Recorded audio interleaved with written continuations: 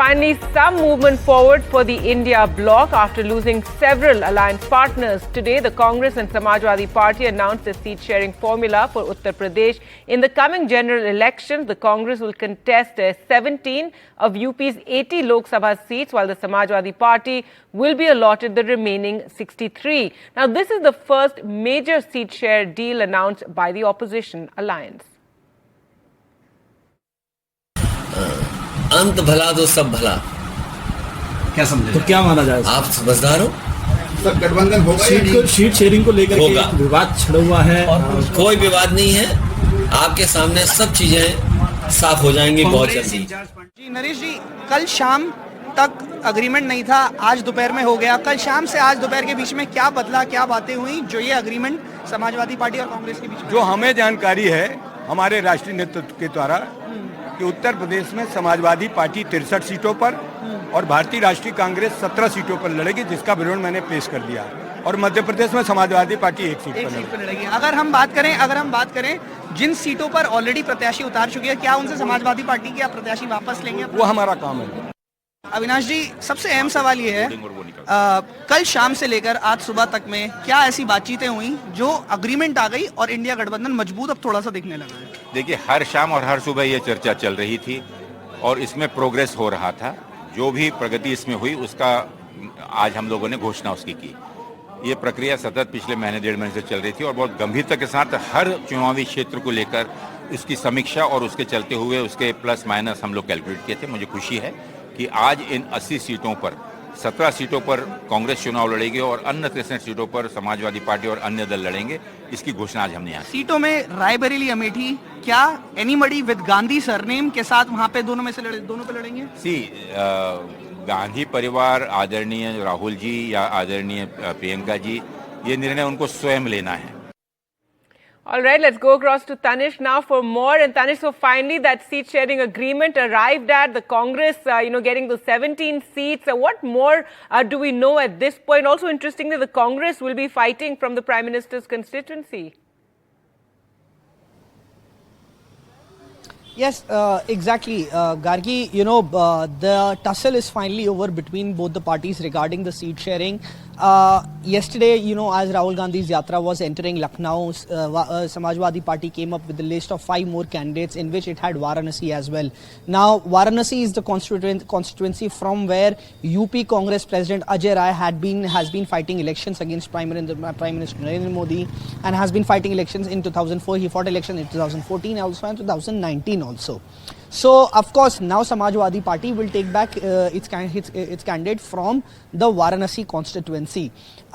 If I talk about, even Avinash Pandey in his press conference mentioned that Priyanka Gandhi played a key role in coming to this, she played a key role in the negotiation. Earlier, according to sources, Samajwadi Party, first it was 11 seats that were offered, then it went up to 15. And after that, 2 more seats were added after Priyanka Gandhi's intervention and, coming to the negotiation table with the Samajwadi Party.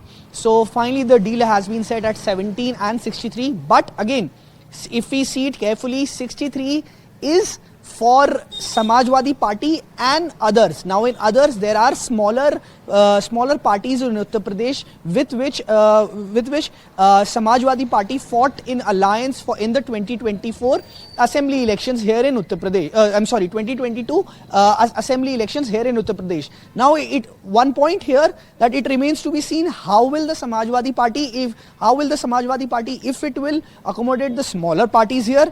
Secondly, when is Akhilesh Yadav going to join the Bharat Jodo Nyaya Yatra? As it's in last leg, it is expected that he will join around 25th, and there could be a show of strength to show a united front, especially after this long ongoing tussle. Yes.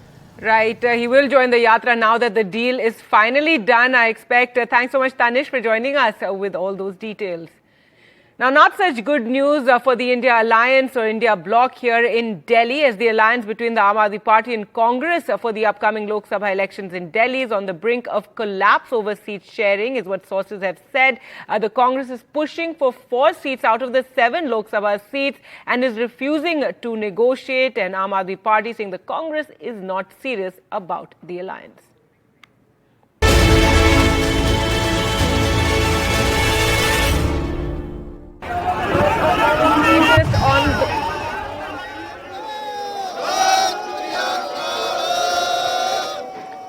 All right, let's get you the latest now on the farmers' Delhi Chalo March, which was to resume today. Thousands gathered at the Shambhu border between Punjab and Haryana, which has been blocked by Haryana authorities. And again, rounds and rounds of tear gas were fired against the farmers. One casualty has been reported. A 24-year-old protester died after a clash with the Haryana police on the Kanori border. Ashok Karan Singh, the young farmer, was taken to hospital in Patiala, where he was declared brought dead. Haryana police also say 12 of their personnel have been injured. Now today the centre also offered to host a fresh round of talks with the farmers to discuss various issues including MSP and crop diversification. However, we're waiting to find out what the farmers finally decide. Let's listen in to what one of the farmer leaders had to say. हमारे धरने में कुछ सरकार द्वारा एजेंसियों द्वारा शरारती तत्व भी घुसाने की कोशिश की जा रही है, तो सरकार की नीयत सबके सामने है। पीसफुल ढंग से, पुरअमन ढंग से आगे बढ़ने भी वो लोग नहीं देंगे। देखेंगे क्या है आपका? अभी दिल्ली जाने का कार्यक्रम हमारा है 2 दिन की, कल और परसों। ये जो खनौरी में जो कुछ भी घटा है उसके ऊपर सारी समीक्षा करेंगे। जिस तरह से सरकार हमारे ऊपर बुलेट चला रही है, सभी नेताओं से बात करेंगे। उसके बाद आप देखेंगे परसों शाम को सारी स्थिति स्पष्ट करेंगे, आगे का आंदोलन किस ढंग का होगा। All right, let's go across to Ghazali now for more. So Ghazali, the farmers, the leaders, they're talking about how they're going to take 2 days to discuss the situation, especially the kind of force being used against them from, the Haryana side. Also very sad news today, one young farmer has died.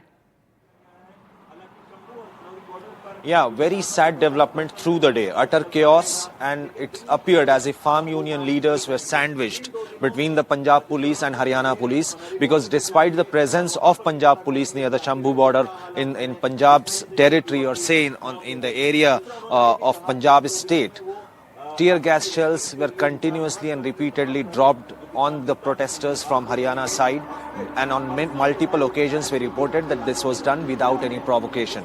At one such occasion, the farm union leader Sarwan Singh Pandher, who was addressing the media just a short while back, he approached the security forces on the other side. He walked up to them, asking them that we need to go to Delhi, and if you can allow us peacefully, we will march.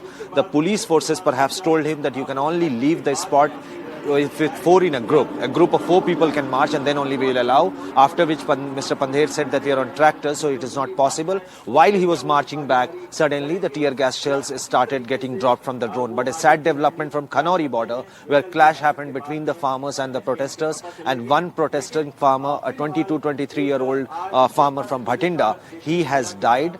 The farmers allege that it is due to the bullet injuries, but they will still wait for the post-mortem report. And more than 10 farmers are also injured in that clash, as well as around 12 policemen of Haryana police are also injured. Now, this all happened when Punjab police was also present there, and Punjab government has been facing criticism from the centre for allowing farmers to gather near the protest site, but they keep denying it as well, and they are nowhere to be seen saving these farmers who are protesting near the Haryana-Punjab border. All right, Ghazali, thanks so much for joining us with those latest developments as far as the farmers' protest goes. Now, news from Karnataka, where in a controversial move, Karnataka Culture Minister Shivraj Tangadagi has said that the multinational companies, that's MNCs, must display the number of Kannadigas working there. He added that not following the new rule might even lead to cancellation of permissions to those companies. Now, the BJP, reacting to this move, said that this is only on paper and has not yet been implemented. Yes, 101% ಕೈಗಾರಿಕೆದೊಳಗ display board ಅನ್ನ ಪ್ರತಿ ಒಂದು ಕೈಗಾರಿಕೆಯೊಳಗೆ ಹಾಕಬೇಕು ಅಂತ ಚರ್ಚೆಗಳು ಆಗ್ತಾ ಇದ್ದಾವೆ. ಅದು ಚರ್ಚೆಗಳಾಗಿದೆ. ನೇಮ ಮಾಡೋ ಹೊತ್ತಿನಾಗ ನಿಯಮಗಳನ್ನ ಮಾಡ್ತೀನಿ. ಅದಕ್ಕೊಂದು ಸಮಿತಿ ಇದೆ. ಆ ಸಮಿತಿ ಅಧ್ಯಕ್ಷ ನಾನೇ ಇರೋದ್ರಿಂದ ಆ ನಿಯಮಗಳನ್ನ ಮಾಡುವಂತ ಕೆಲಸ ಕಮಿಟಿ ಆಲ್ರೆಡಿ ಫಾರ್ಮ್ ಆಗಿದೆ. ನಾನೇ ಅಧ್ಯಕ್ಷರು. Engage and employ them, give them the required skill. I don't see this is only on paper. Whatever the government makes a statement, it will be just on paper. When it comes to the implementation, no government, no officers, they take interest. They just don't take interest. They just use all these things to harass the companies. Well, let's go across to Pratibha now for more. So, Pratibha, the Congress government announcing this move, the BJP supporting it, in fact, saying that, you haven't made it a reality yet, but really a push for locals. What have the reactions been to this? Because, Bangalore has this very cosmopolitan image around the world. Well, in fact, the entire cosmopolitan culture will definitely shrink is some of the section of people who seem to be expressing this, because we are talking of at least around 60 to 70% who are migrants in a city like Bengaluru, especially with Bengaluru having the tag of being the IT city. Many of the MNCs do opt for a lot of people from other places as well. So this is one section of the society talking about it. But then the other is definitely pride of Karnataka, which is employment opportunities for the Kannadi, and most of them seem to be accepted because most of them suggest that they have been running out of employment opportunities, mainly because of this very cosmopolitan culture of Bengaluru, and they're hoping that this discussion that has been mooted by the current Kannada minister would definitely change things for them and bring about a turnaround in their wheel of fortune. So these are the different mixed reactions that we are picking up, but then the question also remains whether the pride of Karnataka is being played upon by the Congress government, especially ahead of the Lok Sabha election. All right, mixed reactions there, welcomed by the locals, but many also questioning this move. Thanks so much, Pratibha, for joining us. All right, moving on to a big breakthrough for the Rajasthan Special Operations Group, which is probing the paper leaks case in the state. Remember, this is a huge controversial issue. It's an issue that was talked about during the elections as well. And the Special Operations Group have now arrested 4 main accused who it's being claimed are not just involved in leaking an exam paper for junior engineers, but are also among the kingpin of the cheating gangs that have been operating in the state. Let's go across to Harsha for more. And Harsha, this is an issue that has been plaguing Rajasthan. There have been 7 high-profile exams where papers were leaked. So tell us what we now know. There are 4 government employees arrested, including a teacher and a librarian among them. Well, yes, what's really worrying is that we were at the SOG office today, and what we've come to know is that these cheating gangs are operating in Rajasthan. Now, sometimes they cooperate with each other, and sometimes they are in competition with each other. So, there's an entire cheating caucus really which is operating here. The second worrying point is that these people are government employees. So the kingpin Harshvardhan Meena is a Patwari. Interestingly, what we found out is that his wife is also a Patwari. The police suspect that she don't suspect, they know for sure that she sat for the sub-inspector police exam. But they suspect that she sat through a dummy candidate. And then when the physical happened, she failed. His brother's wife is an Anganwadi worker. His brother has been arrested for impersonating and setting up a dummy candidate in a senior teacher exam. The other mastermind, Rajendra Yadav, is a government school teacher. He's been working in a government school for the past 23 years in Jaipur.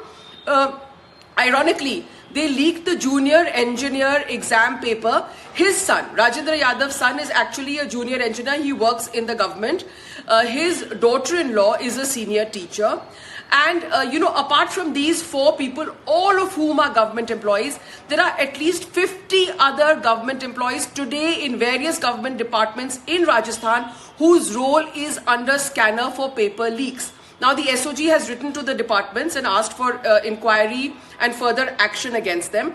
So it's an extremely sort of challenging task for the SOG because, the rot appears to be within the system. These are government employees who actually should be conducting the exam in a fair and transparent manner, like Rajendra Yadav, who are actually taking photographs and selling these papers for up to 50 lakhs.